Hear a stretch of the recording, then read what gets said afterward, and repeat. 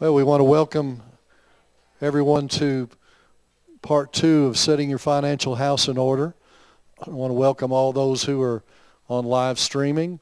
It's a great honor and blessing to present this from the School of Business here at CBC. My name is Greg Moore. I'm the director of the School of Business. Actually, Paul Milligan, who will be instructing us, he's the architect of the School of Business here at CBC, and we're having a great time equipping people to achieve their dreams in the marketplace, to start businesses, to bring wise business principles into their homes, into their businesses, into ministries and churches. And listen, I've got a long-term relationship with Paul and Patsy Milligan, and there's just no one finer that I know to teach these things, because they model it. They're givers. I was actually their pastor for 24 years, and we walked these things out together, and saw how God, just applying the Word of God to their lives, produced the success that you see.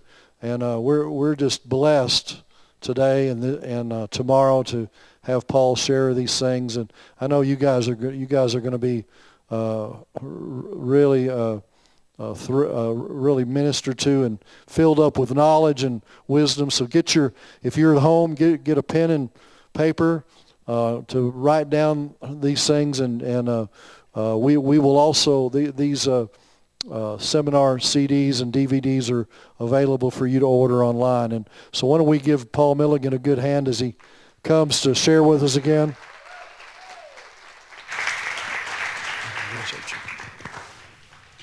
Good afternoon. And to everybody over the internet, good afternoon. We're glad to have you guys here with us. And we'll be giving some instructions on how to order the product again, to make sure everybody knows exactly where they've got to go to get the product. And remember, the product includes Part 1 CDs and DVDs, complete syllabus, and some software, some financial management software. So it's a lot of stuff. Then Part 2 will be done separately, but you'll be able just to fit it in right in with Part 1. And I'm just believing it's going to help people. Amen? Let me tell you something. How many of you know the greatest gap in the world is between what we know and what we do? I mean, if we did everything we knew, church, we'd all be skinny, healthy, happy, rich, and righteous. Right? So you know what this part 2 is about this? It's about doing it. It's about, not sitting and listening any longer. And, I hope you get the CDs or the DVDs, listen to them over and over again so that you get it in here. But once you've got it, you've got to sit down and do it. And that's what we're going to be talking about today and tomorrow is, how do we do it? How do we apply what we've learned, what we know? As we discussed in part 1, our culture has trained us and taught us to do some things that aren't exactly scriptural. How many of you know that? And a lot of us, have gone down the road of our culture and our society of getting into debt and doing all the things that we're marketed to do, trained to do. A lot of it's lack of training. Most of us get out of high school and can't balance a checkbook. And so what we're going to be talking about is, how do we practically do this so that we can realize these results in our lives? I talk to a lot of the students that come here to the school, and a lot of them have had to make hard changes and adjustments in their finances to come to school. So I'm sort of speaking to the choir here a little bit. You guys have learned you have to get out of debt. You have to manage your finances a little closer. You have to deal with things differently than maybe you did before you got here. But that's okay, and it'll bless you, especially getting out of debt. You're going to find out as we go through this, I don't like debt, because it puts God's people in bondage. And if you read the Word of God, I think what God teaches us in His Word, He wants us operating financially from a position of strength, not weakness. And it's been my observation that the church mostly has operated from positions of weakness. I talk to pastors all the time and never have enough provision for the vision. And you know what? just because I know God and he, if it doesn't require faith, it's probably not God, to be honest with you.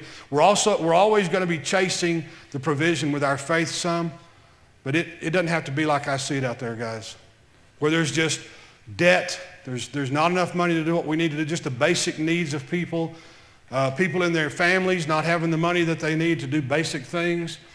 And a lot of this can be alleviated, eliminated, and you can walk in freedom and strength. It's really tough to be a blessing unless you've been blessed. And so it's not pious to be poor and be in poverty. And poverty is a mentality. Poverty it's not a financial condition. It's literally a mindset. It's the way we believe. So let's start this afternoon by talking about income, multiple streams of income.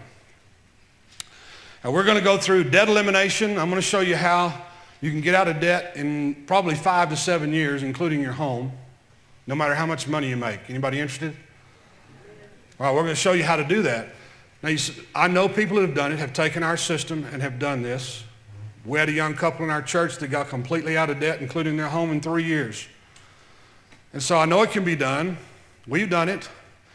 And so we're going to teach you how to eliminate the debt that's in your life. And then I'm going to demonstrate the software that we have in this package. Probably the last thing today, we're going to demonstrate that software so that this will give you hope for the fact that you can do this. This software was specially designed. It took my guys 6 months and us beating each other up to get it right, but we finally got it right. I believe we did, and it'll really help you. So multiple streams of income. Let's take a look at this. The scripture says in Deuteronomy 8:18 that you should remember the Lord your God, for it is he who gives you the power to get wealth, that he may establish his covenant which he swore to your fathers as it is this day. So what I want to point out again, and I've said this many times, but I don't want us to lose sight of this, the purpose of money is to establish God's covenant in the earth. And without that purpose, guys, we're really kind of beating our head against the wall. Now, let's talk about levels of income. Now, here's what my goal is in doing this. To give us a perspective that maybe one source of income is good. I mean, it's good to have a source of income. But if you have multiple levels of income, it gives you strength. And what I'm trying to move you toward is a position of strength. It's not impossible to have multiple streams of income. You have to have some wisdom about how you do it. Here's one of the things I found out about being in business. I found out that if you don't focus yourself, you cause yourself a lot of problems. In other words, you don't want to be in 10 totally different kinds of industries. It doesn't work. You want to focus on what you do well. Look, guys, the key to prosperity is focus and obedience. Focus and obedience. You focus on the things that God's given you vision and purpose for. You obey God's word and you prosper. That's exactly the way you do it.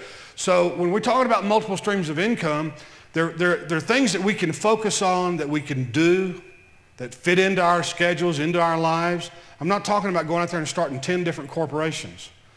I'm talking about doing things that are, I'll give you for instance, one of our companies is called Charis Healthcare. And Charis Healthcare is several companies under one umbrella. It's a hospice. We take care of terminally ill patients. It's a pharmacy. We compound and do our own drugs in-house. Saves us a lot of money. We have a durable medical equipment company that just distributes to institutions. So we don't sell to the public. It's not a retail operation. What that allows us to do then is keep it focused on our core business. The purpose of our core business is to take care of patients and their families. You understand that without that purpose, the rest of it's fluff. Doesn't mean anything. So we focus our people, and we never forget that we are there to take care of patients and their families. So everything that happens in our company is designed to do that. The strategies all point that direction. Tactical work that gets done, that's the result, or we don't want to do it. It's a waste of time to do work that doesn't serve your purpose. It's also unprofitable. So what we do is we do what we call core efficiencies. Now what does that mean, core efficiencies? It means do the things you're good at. Find out what you're good at, make them as efficient as possible, and do them over and over again to effect your purpose. And I could tell you testimony after testimony about how that works. But In our personal finances, what we want to do is it's like a three-legged stool. You know, it stands up pretty good alone, but you kick a leg or two out from under it, it's tough to balance it. In other words, if you have one income, something happens to that income, you're in a mess. Did you know that most people in the United States have about 2 weeks, on average, have about 2 weeks worth of income if they lose their job? 2 weeks. You're going to find here, I'm going to recommend 6 months. A lot of financial planners recommend 3 months. Not enough. Not in this environment. And I could talk a long time about the jobs environment today and why it is what it is. But as long as it's this way, you need 6 months. We call it an emergency fund. So multiple streams of income give you more security. They give you a tighter ship financially. And so that's what we're going to look at. So let's look at, on a personal level, how does that flesh out? The first level of income is level 1. That's income you work for. And if you notice, every one of these I'm going to talk about, are we not up, guys?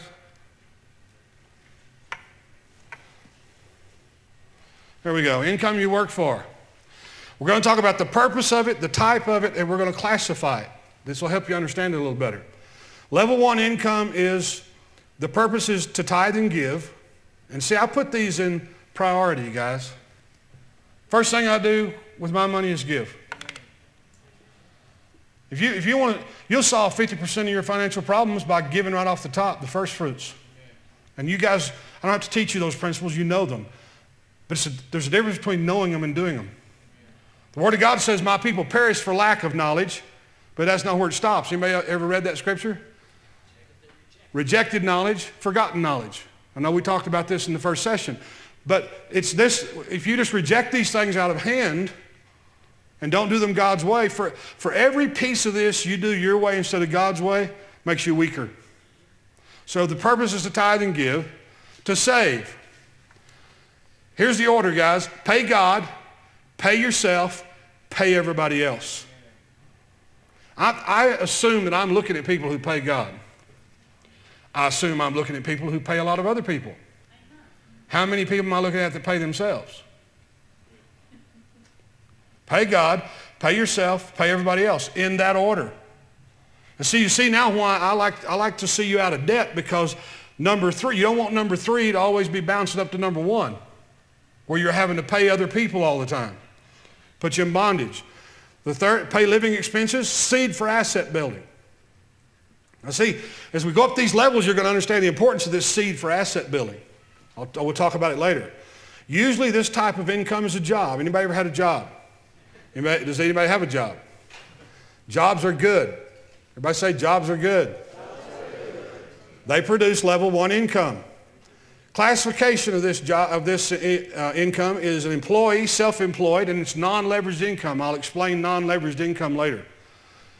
It is employee or self-employed. And we're going to talk about this more a little bit later, but just suffice it to say that, look, it's fine to be self-employed, guys, but most of the time when we're self-employed, we've bought ourselves a job. Because if you're not there to do it, you don't get paid. So sometimes self-employment can be a little bit even more of a prison than what you think it is. So that's level 1 income. Now level 2 income is income that works for you. Level 1 income is income you work for. Level 2 is income that works for you. It's getting better, isn't it? Income that works for you. The purpose is to tithe and give, to save, to asset building, seed for investing, and it's foundational wealth. How many of you remember I talked about riches and wealth? Riches is the flow of income that comes to us on a frequent basis. If you get paid once a week, twice a month, once a month, however income flows to you is the riches that God's blessing you with. That's like a river that flows into your life. And so what we've done in this country is we used all our river of riches up to support our standard of living. There's nothing left to build wealth. So, and here's the other problem. Everybody's trying to do all this from level 1. Can't do it.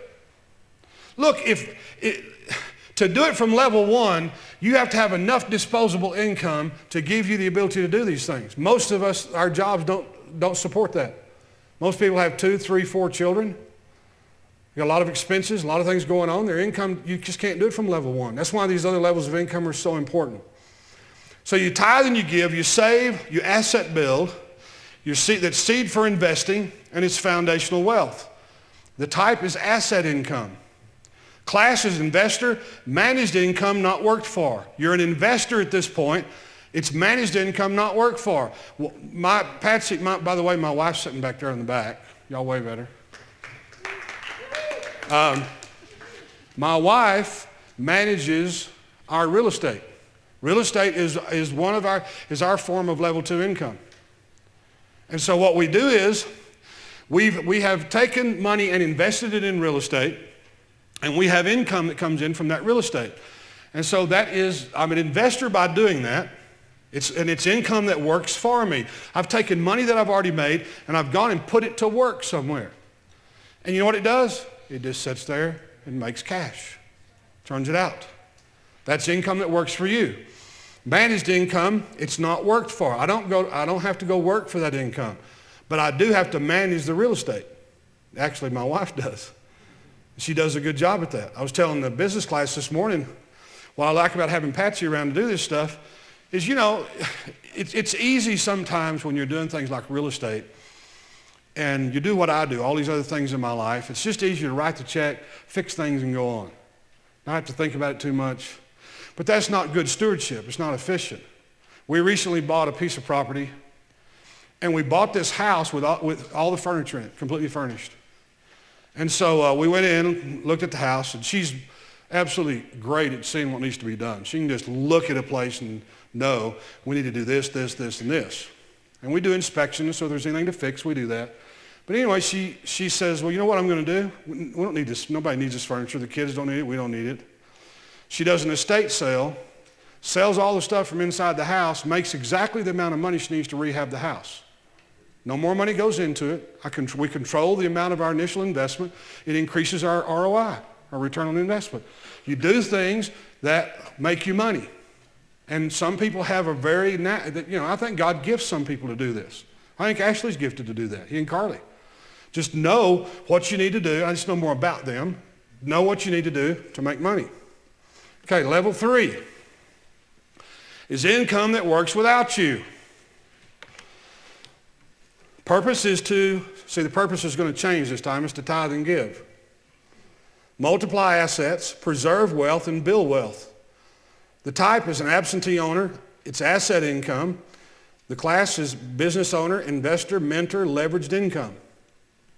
That's the type 3 is probably, it's the most difficult to get to. Most people don't get to it. Now, let me show you how that works for us.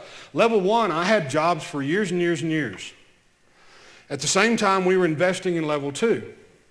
Level 3 in my life is I have these companies that other people are running and operating, and I'm here with you. It's income that's working without me. It's income that is coming from assets that I built years and years ago. But it just keeps working. It keeps working. If they don't send me a paycheck, they'll hear from me. So I have level 1, level 2, and level 3 income. And this is what you want to work toward, guys. Look, don't get frustrated or impatient. Oh, I can't do that. Yes, you can. Yes, you can. And if we'll start applying what we know, we'll get there little by little. You guys that are young and this is not to say the older ones don't have time. I told somebody this morning, coming and telling me some things about what they wanted to do. I said, it's never too late. Never too late. God will redeem the time. You say, well, you don't know the mistakes I've made in my finances. Yes, I do. I've seen every mistake that's possible and done most of them myself. So yes, you can. You can do this, but you got to start. You got to take this knowledge and you got to apply it. Remember that gap between what you know and what you do. You got to apply it. So these levels of income give you the freedom that you need. Let me explain a couple of things here. For instance, look at level 3. With level 3 income, once you've, let me put it this way. Go back and look at level 1. My personal expenses are paid back there. As a matter of fact, because when you get out of debt and you really, you're being conservative and understanding how to operate in your finances with some stewardship, I've got a whole lot more money left from level 1 now than I ever have. Disposable income. The income that I have at level 2 and level 3, I'll never use. I'm not trying to be arrogant. We'll never spend all this money. You can't once you get this thing rolling. So all of this goes to my kids and grandkids. The Bible says a righteous man leaves an inheritance for his children's children. I've already got them written in. Some of them aren't even born yet. So what you do is these assets that we built down here at level 1, in my case a business owner, at level 2 becomes real estate, stocks, bonds, investments. How many of you noticed that it's kind of a volatile time to be investing in stocks and bonds and things like that? But you know what? Overall, the only thing I have faith in is God, guys. All right? I don't have faith in the stock market.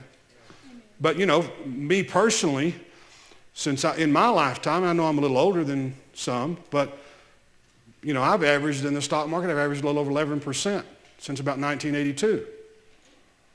But I cannot averaged over 11%. But I can show you years where it was negative 2%. It's all these guys that tell you they're making 30% year after year, just look at them with a real, suspect look in your eye. Okay? I mean, let's just be real. Okay? If you can get 6% today, get it. Do it. But you know what? It'll come back. It'll come back. But you can invest in these other things, and that's income that's working for you. But income that works without you is a totally different thing. If you look at the type, an absentee owner, that's me. I'm an owner, but I'm absent a lot of the time. I attend board meetings and financial management meetings, and every once in a while they have me come in to be the coach and the rah-rah, and teach the marketing people or teach, whatever we're doing. And that's great. I love doing it. But I'm not there every day. So absentee owner, and it's asset income. It's an asset that's producing the income that was built sometime in the past or bought sometime in the past. And we're going to talk about, how many of you understand the difference between asset and liability? Is there any accountants in the room? Anybody that's ever done any accounting? Well, let me tell you how I define assets and liabilities. Real simple. An asset is something that's put money in your pocket, and a liability takes it out.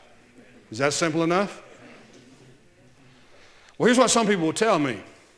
They want to stay down here at level 1 and say, well, I own my home. My banker told me that's the greatest asset I'll ever have, the greatest investment I could do. Wrong.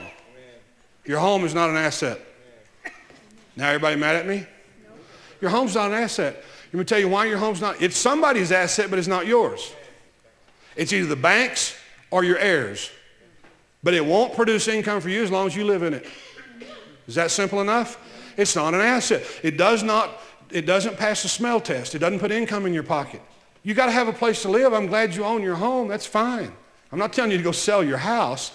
I'm just telling you don't look at it as an asset. It'll never make you money unless you decide to sell it and go rent a place, an apartment, and back down the hill again.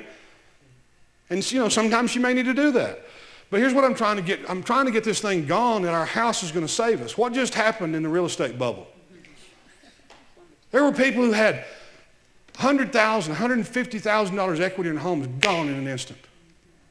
Literally gone in an instant. They're still stuck at level 1. Now they lost their job. How's level 1 working out for us? Look, it just doesn't put you in a position of strength. And so that asset, if you go to the bank, I'll tell you whose asset it is while you're paying it off. It's the bank's. You know how I know that? It's on their balance sheet, not yours. You go look at the bank's balance sheet and your house is on their balance sheet. And it's an asset. They own it. They've got cash invested.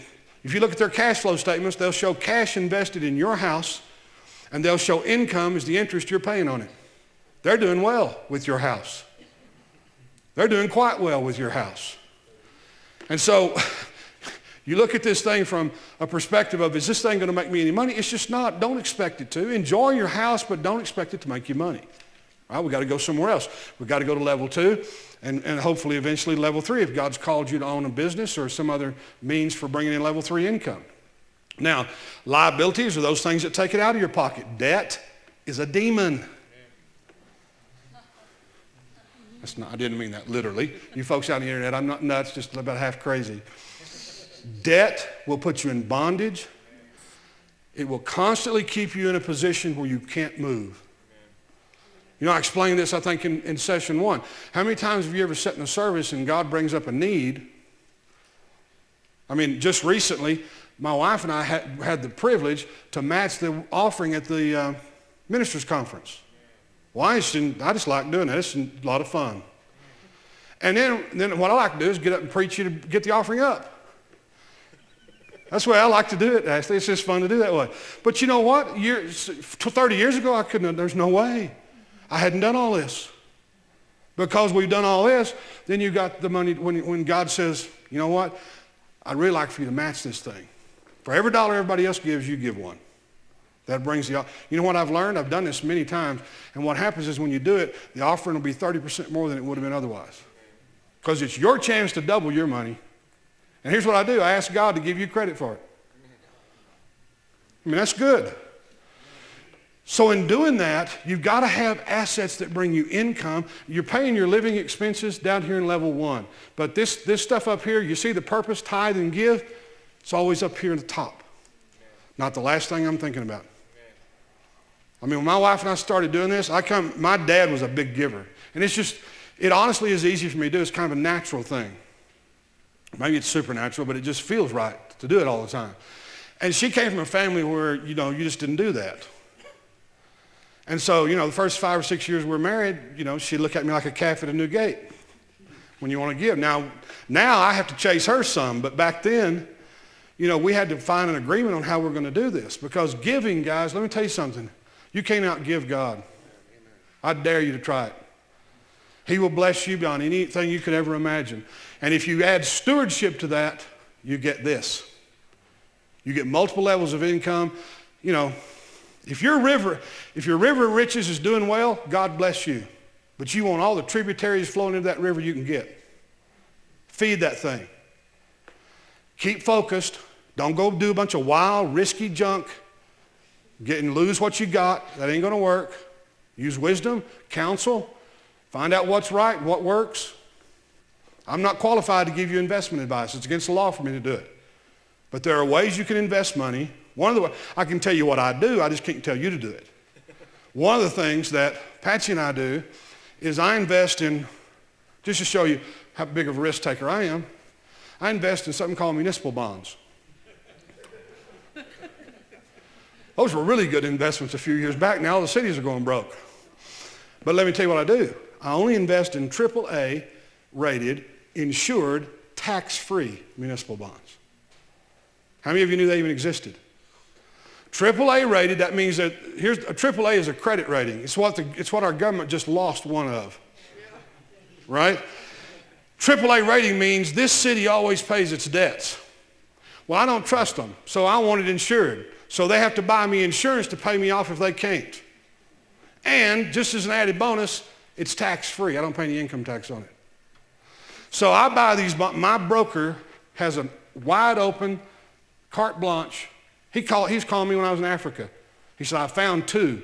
Takes 10 grand. You want to jump on it? Do it. The reason is because these things come up on the market. They're gone in 15 minutes. Wow. Especially in this environment. Because they pay about 4 to 5%. And by the time you add in the tax-free part of it, in somebody like me in my income bracket, it gets me close to 8. Hey, that's better than a sharp poking out with a sharp stick.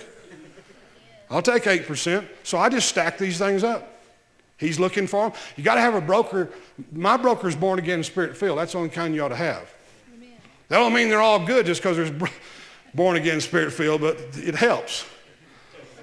And my guy, he and I have an understanding. He knows exactly what I'm looking for. And he knows that I'm going to pull the trigger when he calls me.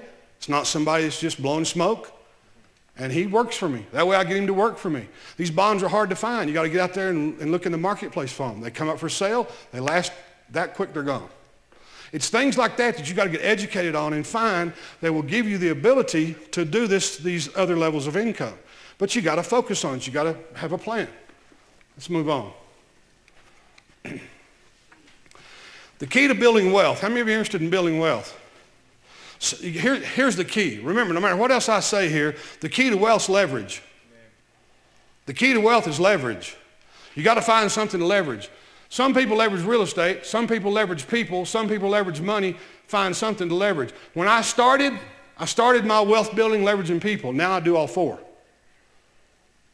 Real estate, people, money, and leverage. Now, I had somebody come up to me after one conference I did, and she said, "You leverage people?" She thought I had slaves or something, I guess. I'm not sure what she thought. I said, "No, that's not what I do. What I do is I use the gifts and skills and abilities of other people to build wealth with." Think of it this way. Here's what leverage is. How many of you understand leverage? You know, remember when you're in high school and they show you the picture of the old fulcrum with a big, some of y'all may be too young to remember this, have a big rock with a pole used as, it's called a fulcrum. And you can lift, I think it's 8.5 times the weight by being out here, depending on how long the pole is, how much weight you can lift. And that gives you leverage to lift an extra amount of weight. Well, that's what we're talking about here. So in other words, if I started a company, I'm one man.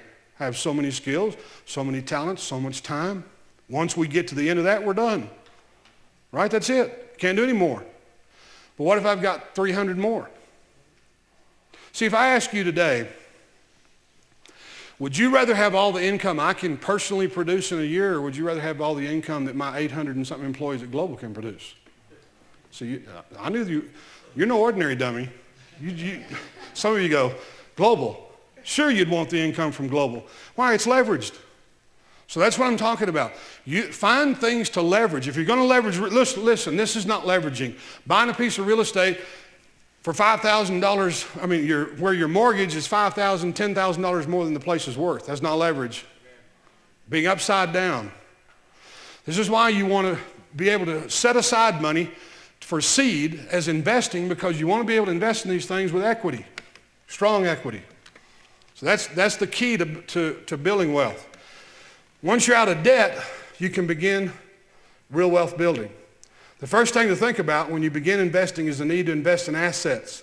An investor defines an asset differently than a lender. An asset is an investment that produces income, or an investment that reinvests its earnings and increases in value. This is one of the things I do in our companies. We have by policy of the board of directors in our companies, only a small percentage of our net income can go out to me, shareholders, or the managers. You say, what? Well, the reason for that is so that we can reinvest the profits into the company.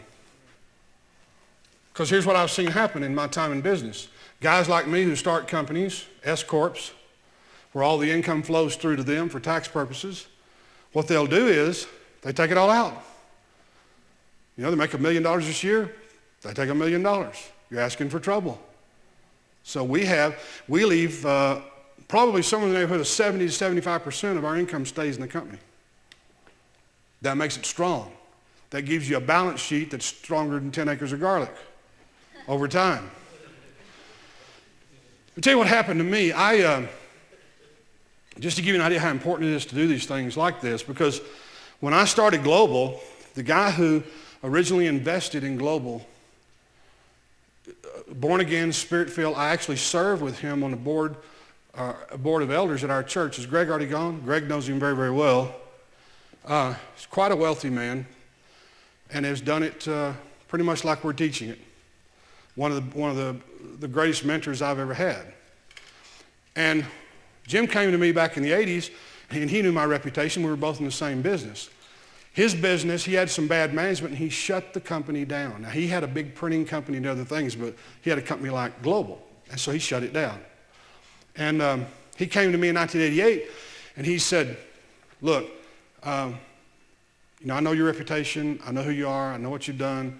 He said, look, I've got this company, and he explained to me, and I knew all about it because we tried to put him out of business. So he said, would you come and talk to me about reviving this company? I said, sure. So we went and had lunch. He said, if you'll come and take this company over, you build it. He said, you do it exactly like you want to do it, I'll give you half of it. That's how the prophecy came through, the word that was spoken over me, that God will give you your own company. You won't have to strive, struggle, strain, or borrow money for it to happen. That's how it happened. He put up the money, and that's how I ended up owning half of it. Now, here's what happened. First board meeting, he looks across the table at me, and he says, I'll make an agreement with you. For 10 years, you don't touch any of the profit, and I won't. He said, let's see what happens. Well, 10 years later, I'm leaving out a whole lot of stuff in between. 10 years later, we had wheelbarrows of money stacked up. Several $1 million saved through letting the profits stay in the business over a 10-year period. But here's what kind of guy he was. In 1997, we grew so well in the 1990s. Anybody remember how good the business environment was in the 1990s? Yes. I mean, you just look the right way and you make money. I mean, we were killing it, guys. About 1997, Wall Street come knocking at the door, and a group of underwriters said, we want to take you public. You've been growing for 35% a year. We're all about you. So my guys on my board, this man included, wanted to get out of the business. They're 15 years older than I am. They want to get out. They were going to get their investments out and retire and take it easy. Right? Now, he didn't do that. He's still in business today. And so what happened, this was the way I could find that I could get them their money, because I wasn't going to borrow the money to buy the company out. And number one, I don't think I could have done it. I mean, it was millions. So what I did was I said, okay, here's what we'll do. We'll go public. You get your money. That's it. Everybody's happy. What I didn't do, and this is where I missed God, I didn't ask God about it. That's a problem, guys. That wasn't what he had for me. He'd given me these businesses. He spoke to me after this was over, and he said, I've given you these businesses as a platform to teach, train, mentor, and disciple the next generation of business leaders. I didn't give it to you to sell. So we went up to New York. We were going on the New York Stock Exchange. We were staying at the Mark Arthene Hotel. Patsy was there. My senior executives were there. The underwriters were there. It was rah-rah. Everybody's having a great time. I mean, IPOs on the New York Stock Exchange were making fortunes for people. And that's what we were planning to do. So the night before we're about to go public on the New York Stock Exchange, the underwriters come to the hotel and said, we got some bad news. Now, I didn't know at the time, but God was slamming the door. Since I'm not smart enough to ask God what I need to do, sometimes he has to help me out. He was slamming the door on this thing. It was the afternoon that the Bill Clinton-Monica Lewinsky scandal broke. 70% of my institutional investors were from Britain, and they all ran like a bunch of scared rabbits. And, that's the way it goes in the stock market. Something like that happens, you don't know what's going to happen. Volatility moves in. So we had to pull the IPO. I sent everybody home. I spent 3 days cleaning up the mess, got on the airplane, headed home, and sat down and quiet in that airplane for the first time in weeks. And I said, God, I don't have a vision. I don't have a plan. This was supposed to stop. It was supposed to end it right here. They had picked me to be the COO of the new company. It's going to be a $1.5 billion company, about 4,600 employees. I was going to be the chief operating officer. So they're like, I said, God, I just realized I got to figure this out. What am I going to tell my employees when I get back? Where are we going? So God reinvented the vision, helped me reinvent the vision at that point in my life. And so what happened was when I got back, I just basically told the people, look, this is what God's told me to do. We're going to have to teach, train, mentor the next generation of business leaders, and this is the platform we're going to do it on. And then I laid out the vision for the company. So those days of building those assets were very, very important. So here, look what God does. I still have this issue with these guys are investors. So Jim, this is the guy's name, he calls me after I got back into town. He said, look, he said, we needed some God wisdom, a God idea here. He said, why don't you pray over it for about 3 weeks? He said, I will, and I'll call you, and we'll get back together. 3 weeks went by. He calls me. He said, you got anything from God? I said, no. I didn't have a clue. Wasn't going to borrow the money. He knew I wasn't going to borrow it. He says, well, I think I've got an idea. Now, I know why God gave him the idea instead of me, because it had to be that way. You'll see why. So we go to lunch that day, and he says, here's what I think we need to do. He said, all that money we got piled up over there because we didn't touch the profits for 10 years, he said, why don't you just pay me with that money? And he said, I will. He basically did this, guys. This is what it boils down to. He let me pay him with half his money. Half of that belonged to him. Millions. And then he set the price so that I wouldn't have to borrow any money. Now that's a good friend, guys. That's how God blessed me so that I could own my company without any debt. And so when That's one of the reasons when the underwriters came and the auditors came, I had one of them walk into my office one day when they were there for 2 weeks, and he said, we got a problem. He said, we can't find any record of debt. I said, well, that helps me, because if you find one, I want to know about it. The reason you don't find one is because we haven't been in debt. He said, you built a $100 million corporation without going in debt? I said, you're looking at it. Now don't tell, so the reason I'm telling you this is, don't tell me you can't do anything without debt. It's a deception, guys. My grandparents lived their whole lives and never borrowed a dime. Owned cars, had what they needed, never borrowed a dime. It can be done, and it can be done today. But you have to do it. You can't do it on one level of income, hoping that everything works all right with your job. Most jobs won't provide that kind of income. So you got to become an investor. You got to become somebody who understands the difference between an asset and a liability. Liabilities to an investor are things that cause negative monthly cash flow. I had people come to me and they say, I got this opportunity to buy this house, and it's really a great deal, and oh, it's such a nice house, you ought to see it. Got a pretty little white picket fence or whatever. They fall in love with a house. They decide to buy it even though it's going to be a $200 a month negative cash flow. I said, no. If the numbers don't work, walk off. Don't fall in love with the white picket fence. It either look, guys, if you want to bless somebody, if you want to give. But you don't mix the two. You're going to do business, you do it for a profit.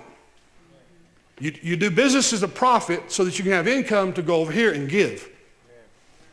Don't decide that you're going to mix all of a sudden your business is going to become your way of giving only. It won't work. You got to make a profit. If your business doesn't make a profit, you're not going to stay in business. If you want to build wealth, you're going to have to make a consistent profit. You got to know whether something's going to make you money or not. I mean, that's why I've got a formula for buying homes. And if it doesn't fit, I don't care how sweet it is. I don't care how pretty the picket fence is.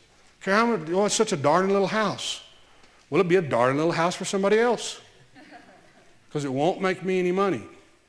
You're in business to buy assets to create income and wealth. Or do something else. Go somewhere else. All right. But I started off today by saying, do it. Get in the game. Here's 7 steps to success. Take action. Pray. We have not because we ask not. That sounds simple, doesn't it? Take action. Do something. Tithe and give faithfully. Save and establish a storehouse. Everybody remember we talked about a storehouse in the first session? In part 1. Eliminate consumer debt. Actually, you can take consumer out of that. Just eliminate debt.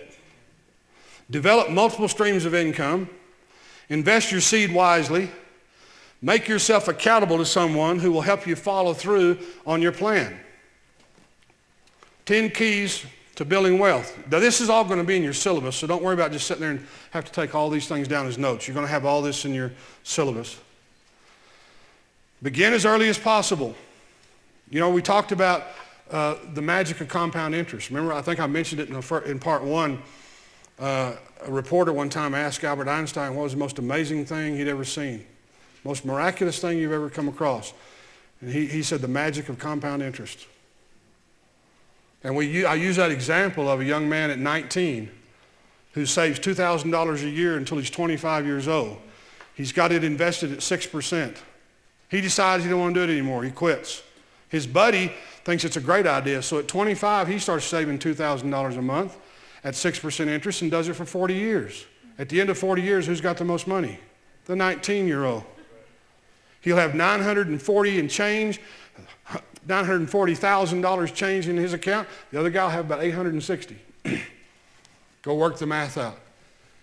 Compound interest. Here's what it is, guys. Interest is not just a function of the percent of interest you're drawing. It's the amount of time that's involved.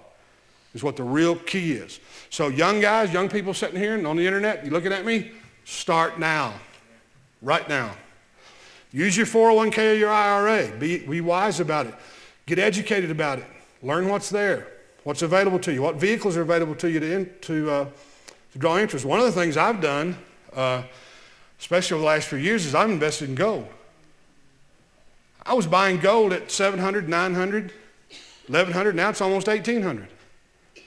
Well, you can buy gold. You can keep it in your house, or you can have them store it for you in a warehouse. That's physical gold. You can also, through your 401k, that some 401ks and IRAs allow you to invest in gold, but all of them will allow you to invest in ETFs. An ETF is a fund that these are the companies that mine gold, that use gold in different ways. This year alone, my ETF gold funds have made 30%. How many of you know there's a recession going on? How many of you know if you look at Wall Street and listen to the news, you think everybody's making a negative 10%? And some of them have. A lot of the hedge fund operators have, you're talking about biting the dust, negative 40% this year. But guys, there's always opportunity. As a matter of fact, did you know that they've done studies that the greatest opportunities almost always come out of these kinds of crises? And you know, one of the things, Andrew asked me here recently to do in December, we're going to do a live, I think 2-hour interview. He's going to interview me, and I'm going to talk about the economy. I'm going to talk about the Federal Reserve and what effect it has on us. All these issues that are going on in our economy right now. Here's what I want people to see. If you listen to the talking heads and listen to the news and buy all that garbage that's coming out of Washington and out of New York over the media and all these other places, blogs and everything, you just want, just shoot yourself or something. It's ridiculous. It's not the truth, guys. It's not the truth. Did you know that if they just wanted to point it out, did you know that there's as many or more things that are great and good about the economy as there are bad? It's not as bad as they're making it out to be. Yes, there are problems. Yes, our government's got issues. The biggest issue facing us right now is debt, $14 trillion worth of it, not now 16. Those issues are real. I'm not discounting those things. I'm just telling you that you and I are not subject to it. Amen. We operate in the kingdom of God. You know, every time the economy goes down, I've learned to do something with my companies. I get my people together and I say, here's what we're going to do. While the rest of them are having a recession, while the news media is going nuts, everybody's doing their thing, we're going to focus in our world. Here's our world. Here's where we live. We take care of our customers. We're going to get better at it. When we're in a recession and downtime, I take advantage of it by cross-training employees, send them to be educated. I invest in my assets. People are the greatest assets you'll ever have. And God spoke to me one time. This was the George Bush first recession. And he spoke to me, and everybody else contracts because you know why? They don't have a storehouse. They don't have any way to weather these storms. And so what God spoke to me to do, he says, if you'll keep these capacities and systems in place, on the other end of this recession, all the demand will come back and you'll be sitting ready for it. That's exactly what I did. Let me tell you something. The significant growth in global came 3 years after that recession. The first 3 years after that, nobody could touch us. A lot of our competitors went out of business during the recession, closed offices and facilities, laid off people, and they're in retraction mode. So they're back, they're just trying to survive, and all of a sudden, boom, the demand comes back. They couldn't even think about doing it. You know where we are? Sitting on ready. Ready to go. In 1 year, our revenue went up over 40%. 40%. Went from a little $5 million a year company. And listen, I thought we were doing $5 million a year. I thought, move over Bill Gates. Here I come. I thought I'd arrive. That was nothing where God was going. All of a sudden, we're doing 15 and 25 and 40 and 60 and 80.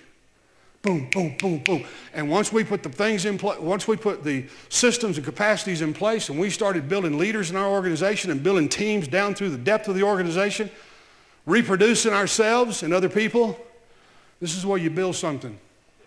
My business students are learning this big time right now. This is the way we do it. Guys, it's not done any differently in your finances. You can't do this by hoping and, I'll give a little extra this week and maybe God will, have grace and bail me out. Look, it takes effort. It takes time. something you have to focus on. You have to be consistent with. You have to be persistent with it. Stay with it and you'll get there. Can I just tell you from experience, it's worth every minute of it? It's worth all the hard work. It's worth all the time and effort, research, all the things you have to do to be good at these things. But you and I can do it. And look, we're not all going to do it at the same level. I'm not suggesting that you go out and build a $100 million company that has 1,000 employees. Here's what I'm suggesting you do, exactly what God's called you to do, whatever that is. So you keep your investments simple, things that you can focus on and understand. Don't try to outperform the market. Don't chase after trends. Save money automatically. Invest substantially in stocks. Invest in funds with low fees. Eliminate credit card debt and practice tax deferment. You do those things and you can build wealth. Now, one of the things that I do is I invest in the stock market, but I control how I do it.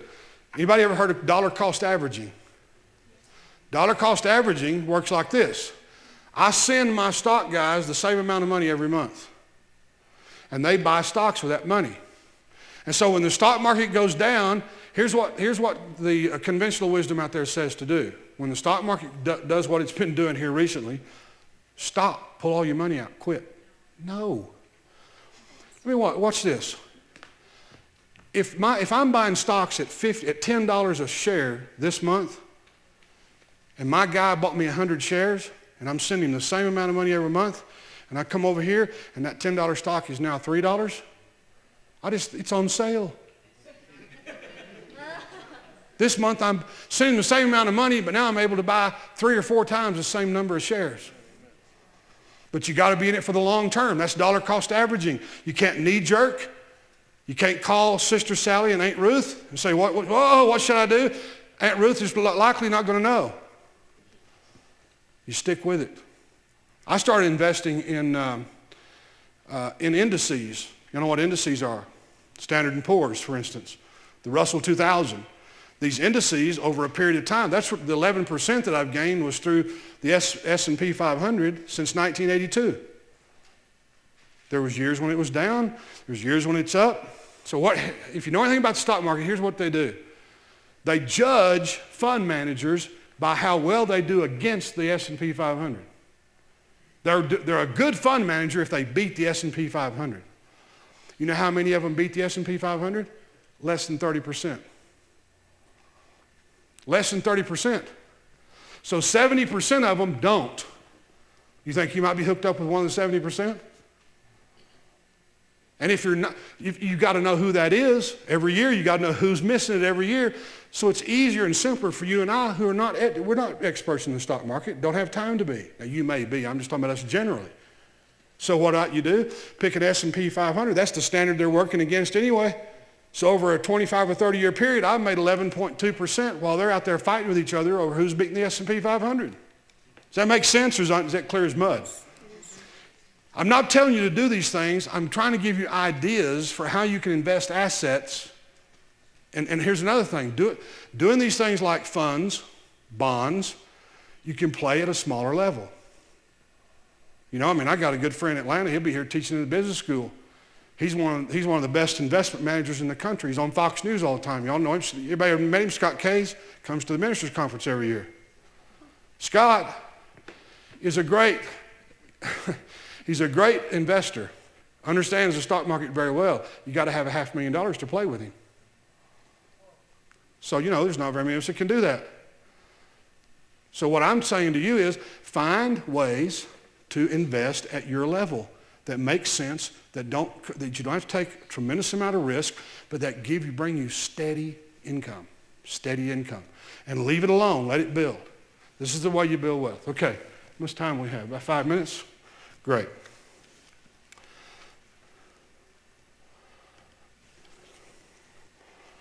All right, eliminate debt. I'm going to do what I can in 5 minutes, and then we'll pick up in the next session. Eliminating debt. Y'all like my little guy with the ball and chain? This is the way I feel about debt. I've seen debt's destroyed more people than any other thing in finances. So debt is something we need to eliminate. 7 steps to eliminating debt. Let me just say this before I start. If you do these 7 things, I dare you to stay in debt. You can't do these things without getting out of debt. It's impossible. Number one, make a commitment to create no more debt. If you don't do number one, don't even bother with the other 6. But I've seen people do this. I'm sorry. I've seen people do this. They won't make a commitment to create more debt. They're trying to get out of debt while they're creating more debt. They don't make any sense. You got to stop the process. No more credit cards. No, let me just say this. Credit cards are interesting. They'll put you in the poorhouse really quick. In my opinion, they're usury. The Bible speaks very clearly about usury. Okay? And so, these things are evil. So here's what I suggest you do. You know, and I've had people come up to me and say, well, I can't rent a car and I can't do this and I can't do that. Yes, you can. You know, if you can't do anything else, you can use a charge card or a debit card. There's a difference between a charge card and a credit card. I've got an American Distress card right here in my pocket. That's a charge card. American Regret, whatever you want to call it. I put stuff on it. Every month it has to be paid off. No interest. That's a charge card. They'll take it at the airport when you rent a car. Trust me. Now, here's what I'm going to let you do. Take all your credit cards, and I'll be honest with you, I can't believe how many credit cards some people have. It's amazing. 2 and 3 MasterCards. You'd think MasterCard would catch on at some point. So here's what I suggest you do. Take all of your credit cards, destroy them all, cut them up, do some plastic surgery. Cut them all up except for one. Pick one. This is your emergency. I'm giving in to your flesh for here just a little bit. Just stay with me. You can keep one. But here's what you got to do with it. Take it home. Y'all remember those old 1-pound tin coffee cans? Get you one of these coffee cans. Put the credit card in there and fill it up with water. Stick it in the freezer and freeze it. Take it back out of the freezer and punch a hole in the bottom of it and put it back in the freezer. Now, several weeks later, when you're sitting in your living room and the shopping demon comes and sits right here. Let's go to the mall. Let's go. They're having a sale at TJ Maxx. Let's go. J.C. Penney's, they're having an 80% off sale. They jacked it up 400%, but it's 80% off. That thing just All right? All right, look, fine. Just give in to it. Go in there into the kitchen and get that can out. Right? And just look at it. You can't put it in the microwave because it's made out of metal.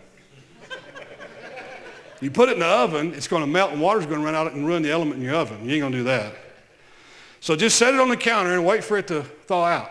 By the time it thaws out, demons are impatient. He'll go next door and get the woman next door and get her to go shopping, and you'll be done with it.